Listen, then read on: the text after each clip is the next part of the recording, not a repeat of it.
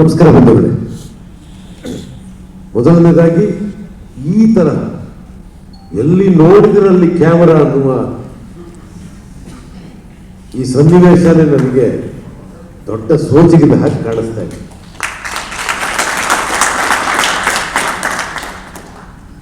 ಒಂದು ವಿಷಯ ಡೆಮೋಕ್ರೆಟಿಕ್ ಆಗಬೇಕು ಅಂತ ನಮ್ಮ ಸರ್ಕಲ್ಗಳಲ್ಲಿ ಮಾತಾಡ್ತಾ ಇರ್ತೀವಿ. ನಿಜವಾಗ್ಲೂ ಮೀಡಿಯಾ ಅನ್ನೋದು ಇಷ್ಟು ಡೆಮೋಕ್ರೆಟಿಕ್ ಆಗಿರೋದು ನಿಜವಾಗ್ಲೂ ಸಂತೋಷ ಕೊಡುತ್ತೆ.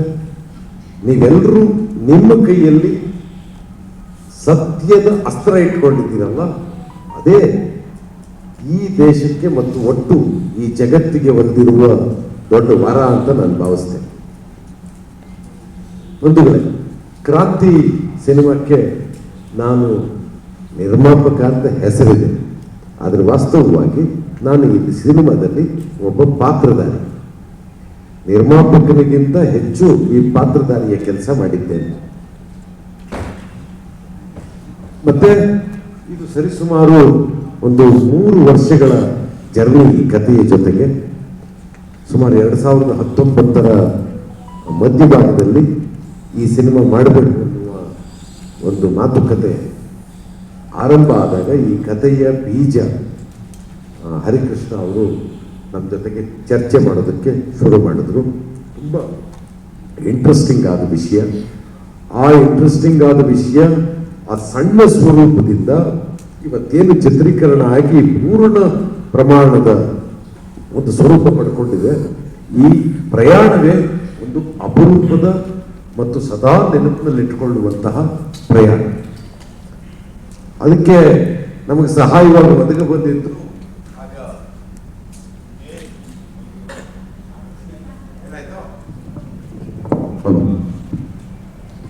ಆಗ ಏನು ಕೋವಿಡ್ ಲಾಕ್ಡೌನ್ ಅಂತ ಆಯಿತು, ಅದು ನಮ್ಮ ಪಾಲಿಗೆ ದೊಡ್ಡ ವರ ಆಯಿತು. ಎಕೋ ಆಗ್ತಾ ಇದೆಯಾ? ಮೈಕ್ ನೋಡೋ ಒಂಚೂರು ಬೇಸ್ ಕಡಿಮೆ ಮಾಡೋದು. ಓಕೆ, ಕೇಳಿಸ್ತಾ ಇದೆಯಾ ಈಗ? ಓಕೆ, ಸ್ವಲ್ಪ ದೂರ ಇಟ್ಟು ಮಾತಾಡಿ. ಆ 2 ವರ್ಷಗಳ ಅವಧಿಯಲ್ಲಿ ಈ ಕಥೆಯನ್ನ ಹಲವು ಬಗೆಯಲ್ಲಿ ಬರ್ಕೊಂಡು ಹೊಡೆದಾಕಿ ಅಂತಿಮವಾಗಿ ಅದಕ್ಕೊಂದು ಸ್ವರೂಪ ಸಿಕ್ತು. ಮತ್ತೆ ನಾವು ಬರ್ಕೊಂಡ ಮೊದಲನೆಯ ಸ್ವರೂಪದಿಂದ ಹಿಡಿದು ನಾವು ಅಂತಿಮವಾಗಿ ಬರ್ಕೊಳ್ಳುವ ಸ್ವರೂಪದವರೆಗೆ ಹಲವು ವಿವರಗಳನ್ನು ನಾವು ದರ್ಶನ ಮತ್ತೆ ಚರ್ಚೆ ಮಾಡ್ತಿದ್ವಿ. ಸಾಮಾನ್ಯವಾಗಿ ಈ ತರಹದ ಕಥೆಗಳನ್ನು ದೊಡ್ಡ ನಾಯಕ ನಟರು ಒಪ್ಕೊಳ್ಳದೇ ಇಲ್ಲ, ಬೇಡ ಬೇಡ ಬೇಡ ಅಂತ. ಆದರೆ ಇಂಥದ್ದೊಂದು ಸಂದೇಶ ಇರುವ ಸಿನಿಮಾನ ಆರಿಸ್ಕೊಂಡು ಈ ಸಿನಿಮಾದ ಜೊತೆಗೆ ಇಷ್ಟು ಕಾಲ ಜರ್ನಿ ಮಾಡಿದ್ದು ದರ್ಶನ್ ಅವರ ದೊಡ್ಡ ಗುಣ. ಮತ್ತು ಅದಕ್ಕಾಗಿ ನಾನು ಒಬ್ಬ ನಟನಾಗಿ ಕೂಡ ಮತ್ತು ಕಥೆಯ ಜೊತೆಗೆ ಪ್ರಯಾಣ ಮಾಡಿದವನಾಗಿ ಅಭಿನಂದನೆ ಸಲ್ಲಿಸಬೇಕು. ಮತ್ತೆ ನಾನು ಇದರಲ್ಲಿ ಒಂದು ಪ್ರಮುಖ ಪಾತ್ರ ಮಾಡಿದ್ದೀನಿ ಅಂತ. ಆ ಪ್ರಮುಖ ಪಾತ್ರ ನಿರಂತರವಾಗಿ ದರ್ಶನ್ ಅವರ ಆಸ್ಪಾಸ್ನಲ್ಲಿ ಇರುವಂತಹ ಒಂದು ತುಂಬಾ ಪ್ರಮುಖವಾದ ಪಾತ್ರ. ದರ್ಶನ್ ಅವ್ರ ಜೊತೆಗೆ ಅಭಿನಯ ಮಾಡುವುದು ಮೊದಲನೆಯ ಕಷ್ಟ ಏನಪ್ಪಾ ಅಂತಂದ್ರೆ ತಲೆ ಎತ್ತೇ ನೋಡಬೇಕು. ಏನ್ ಮಾಡಿದ್ರೆ ಹಿಂಗೆ, ಅದು ಮೊದಲನೆಯ ಕಷ್ಟ.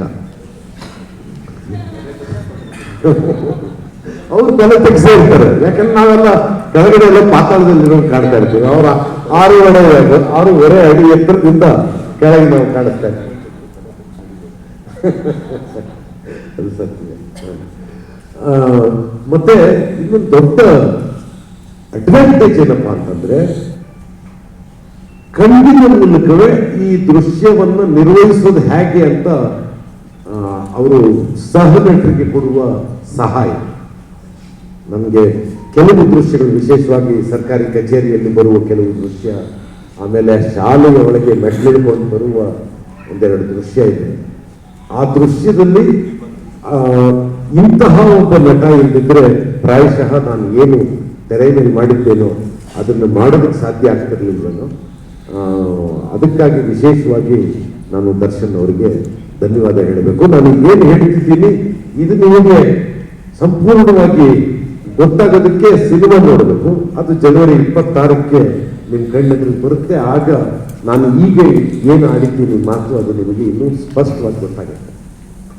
ಬಂಧುಗಳೇ, ಇಂಥದ್ದೊಂದು ಜರ್ನಿಗೆ ಕಾರಣವಾದ ಮತ್ತು ಇದು ಈ ಸ್ವರೂಪ ತಗೊಳ್ಳೋದಕ್ಕೆ ಪ್ರಧಾನವಾದ ಒಂಥರ ಆಧಾರ ಸ್ತಂಭವಾಗಿ ನಿಂತವರು ದರ್ಶನ್ ಅವರು. ಯಾಕೆ ಅಂತಂದ್ರೆ ಈ ತರಹದ ಜವಾಬ್ದಾರಿಯನ್ನು ಭುಜದ ಮೇಲೆ ಹೊತ್ತುಕೊಳ್ಳುವ ಒಬ್ಬ ನಟ ಜೊತೆಗಿದ್ದಾಗ ಮಾತ್ರ ಇಂಥದ್ದೊಂದು ಸಾಹಸ ಮಾಡೋಕ್ಕೆ ಸಾಧ್ಯ. ಇದು ಅಕ್ಷರ ಕ್ರಾಂತಿಯನ್ನು ಕುರಿತ ಸಿನಿಮಾ, ಶಿಕ್ಷಣ ವ್ಯವಸ್ಥೆಯನ್ನು ಕುರಿತು ಮಾತಾಡುವಂತಹ ಸಿನಿಮಾ. ಇಂಥದ್ದೊಂದು ಸಿನಿಮಾ ಆಗಲಿಕ್ಕೆ ಕಾರಣವಾದ ದರ್ಶನ್ ಅವರಿಗೆ ಧನ್ಯವಾದ ಹೇಳ್ತಾನೆ. ಜನವರಿ 26ರವರೆಗಿನ ಸುಮಾರು 70 ದಿವಸಗಳ ಪ್ರಚಾರದ ಪ್ರಯಾಣದಲ್ಲಿ ಈ ನನ್ನ ಎದುರಿಗೆ ಕಾಣ್ತಾ ಇರುವ ಈ ಸಮುದ್ರ ನಮ್ಮ ಜೊತೆಗೆ ನಿಂತರೆ ನಿಜವಾದ ಕ್ರಾಂತಿಯನ್ನು, ಅಂದ್ರೆ ಕ್ರಾಂತಿಯನ್ನು ಸಿನಿಮಾ ಅಷ್ಟೇ ಅಲ್ಲ, ಪ್ರಚಾರದ ಕ್ರಾಂತಿಯನ್ನು ಕೂಡ ನಾವು ಜನವರಿ 26ರ ಹೊತ್ತಿಗೆ ತಲುಪುವ ಪ್ರಯತ್ನ ಮಾಡೋಣ ಅಂತ ಹೇಳ್ತಾ ನನ್ನ ಮಾತುಗಳನ್ನು ಮುಗಿಸ್ತೀನಿ. ನಮಸ್ಕಾರ.